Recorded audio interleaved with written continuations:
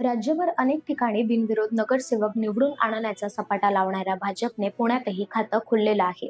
प्रभाग क्रमांक 35 सनसिटी माणिकबाग येथून भाजपच्या उमेदवार मंजुषा नागपुरे तर प्रभाग क्रमांक 35 ड मधून श्रीकांत जगताप या दोन्ही उमेदवार बिनविरोध निवडून आले आहेत. यानंतर भाजप कार्यकर्त्यांनी एकच जल्लोष सुरू केला. सर्वांचं लक्ष लागलेल्या पुणे महापालिका निवडणुकीसाठी भाजप विरुद्ध दोन्ही राष्ट्रवादी विरुद्ध शिंदेंची शिवसेना विरुद्ध काँग्रेस ठाकरेंची शिवसेना अशी चौरंगी लढत पाहायला मिळणार आहे.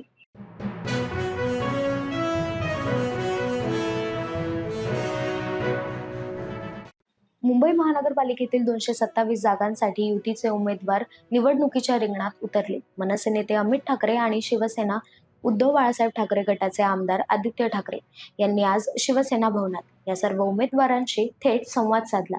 या कार्यक्रमात मनसे नेते अमित ठाकरे आणि शिवसेना ठाकरे गटाचे आमदार आदित्य ठाकरे यांनी उपस्थित सर्व उमेदवारांना मार्गदर्शन केले.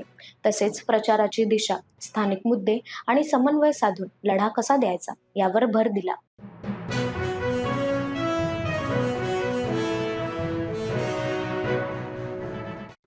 आमदार आदित्य ठाकरे आणि नेते अमित ठाकरे यांनी आज शिवसेना भवन येथे मुंबई महानगरपालिका निवडणुकीच्या अधिकृत उमेदवारांशी संवाद साधत मार्गदर्शन केले. या दरम्यान नेते अमित ठाकरे यांनी तपोवनातील वृक्षतोडी संदर्भात घणाघाती टीका केली आहे. तपोवनमधील झाडं तोडणार असं बोलणाऱ्या मंत्र्यांचा माज उतरवायचा, मनसे नेते अमित ठाकरे यांचं वक्तव्य.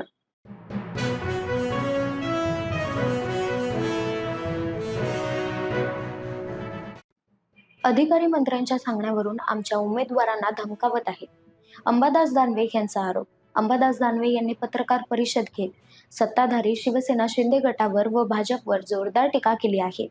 छत्रपती संभाजीनगरमधील काही अधिकारी मंत्र्यांच्या सांगण्यावरून आमच्या उमेदवारांना धमकावत आहेत. त्यांना 25 लाखांचे प्रलोभन दिले जात आहे, अंबादास दानवे यांचा आरोप.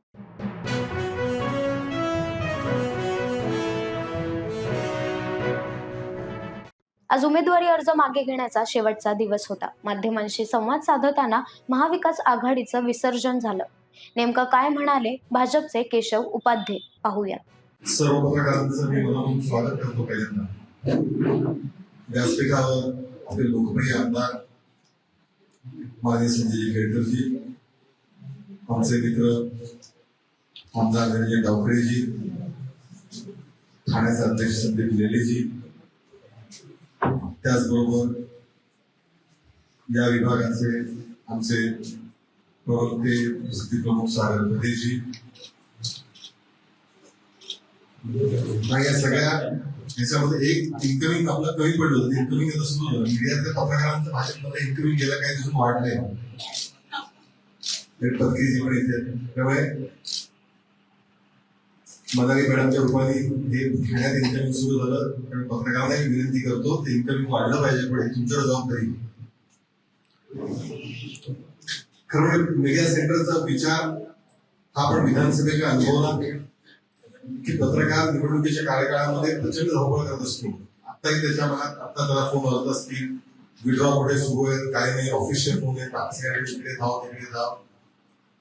आणि अशा धावपळीच्या काळामध्ये जर एकाच ठिकाणी सगळ्या गोष्टी नियमित मिळाल्या तर पत्रकारांची मोठी सुविधा सोय या निमित्ताने होते, थोडी धावपळ वाचेल. आणि त्या भूमिकेतलं भारतीय जनता पार्टीने मीडिया सेंटर विधानसभेला सुरू केलं. आपण एक बघत आहात खात्यावर मीडिया सेंटर सगळ्या बातम्या इथे मिळतात, सर्व गोष्टी आहेत. त्यामुळे त्या पद्धतीचं मीडिया सेंटर जे विधानसभेला होतं तसंच पुढच्या 15 जानेवारीपर्यंत 16 जानेवारीपर्यंत हे मीडिया सेंटर पत्रकारांसाठी उपलब्ध असेल. ठाण्यामध्ये प्रचार सर्व नेत्यांचे दौरे, ठाण्यातल्या सर्व उमेदवारांचं, भारतीय जनता पार्टीच्या सर्व उमेदवारांची माहिती, परिचय, त्यांचे प्रचार, काही वेगळ्या गोष्टी होत असतील तर त्या या नियमितपणे या मीडिया सेंटरच्या माध्यमातून आपल्याशी संवाद साधला जाणार आहे, आपल्याला दिला जाणार आहे. त्यामुळे हे मीडिया सेंटरचा उपयोग अधिकाधिक पद्धतीने आपण करून घ्यावा. हे आपल्यासाठी मीडिया सेंटर आहे. दिवसभर आपण यावं, थोडं वेळ यावं, आपलं सगळ्यांचं स्वागत आहे. हे आपलं पत्रकारांचं, भारतीय जनता पार्टीचं जरी हे कार्यालय असतं तरी मीडिया सेंटर हे पत्रकारांसाठी केलेलं आहे. त्यामुळे त्याचा अधिकाधिक उपयोग आपण सगळ्यांनी घ्यावा. ही सगळ्यांना त्या निमित्ताने विनंती. एक या निमित्ताने म्हटलं पाहिजे की 16 जानेवारीला निकाल तर महायुतीच्या बाजूने येतीलच, पण एक गोष्ट या निमित्ताने झाली. महाराष्ट्रामध्ये साधारणतः 3-4 वर्षापूर्वी प्रचंड घोषणा देत 3 पक्ष एकत्र आहेत, पुढचे 25-30 वर्षांनी एकत्र राहू अशा शब्दा घेत महाविकास आघाडी अस्तित्वात आली होती. या मिनी विधानसभेच्या निमित्ताने या महाविकास आघाडीचं विसर्जन झालं. हा महापालिका निवडणुकीचा पहिला अर्थ आहे. तुम्ही सगळ्यांनी बघितलं असेल, ज्यावेळी 19 साली महाविकास आघाडी स्थापन झाली त्यावेळी अशा प्रकारच्या शब्दा खल्ल्या मोठी बोलून दाखवल्या तिन्ही नेत्यांनी, तिन्ही पक्षाच्या शरद पवार गट, उभाठा आणि काँग्रेस, की पुढची 25 वर्ष महाराष्ट्राच्या राजकारणात आम्हीच राहू. पण ना कुठला विचार होता या आघाडीला, ना कोणती दिशा होती. याचा परिणाम असा झाला की महाविकास आघाडी सत्ता जाताच त्याची घसरण, महाविकास आघाडीमध्ये घसरण सुरू झाली आणि एका अर्थाने अधिकृत विसर्जन हे महानगरपालिकेच्या निमित्ताने झालंय. नगरपालिका निवडणुकीमध्ये भारतीय जनता पार्टी नंबर 1 ठरली.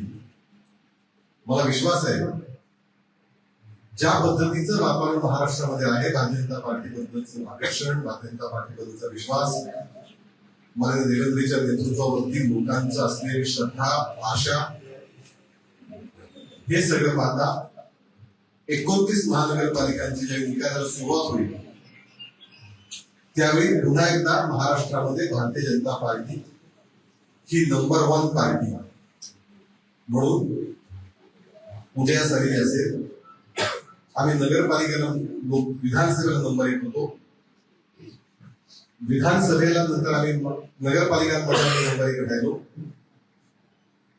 आणि महानगरपालिकांच्या 29 महानगरपालिकांच्या निवडणुकातही मुंबईसह नंबर 1 राहू. मी आता महाराष्ट्रात फिरतोय, कारण पुण्यात होतो, उद्या नाशिकला आहे, आणखी सोलापूरला गेल्या आठवड्यात होतो. विरोधकांकडे या सरकारबद्दल मांडायला विरोधामध्ये मुद्देच नाही आणि मग थातूर मातूर काहीतरी मुद्दे उपस्थित करायचा प्रयत्न विरोधकांकडे सुरू आहे. त्याच्या उलट एक सातत्याने विकासाचे मुद्दे घेऊन भारतीय जनता पार्टी पुढे जाते.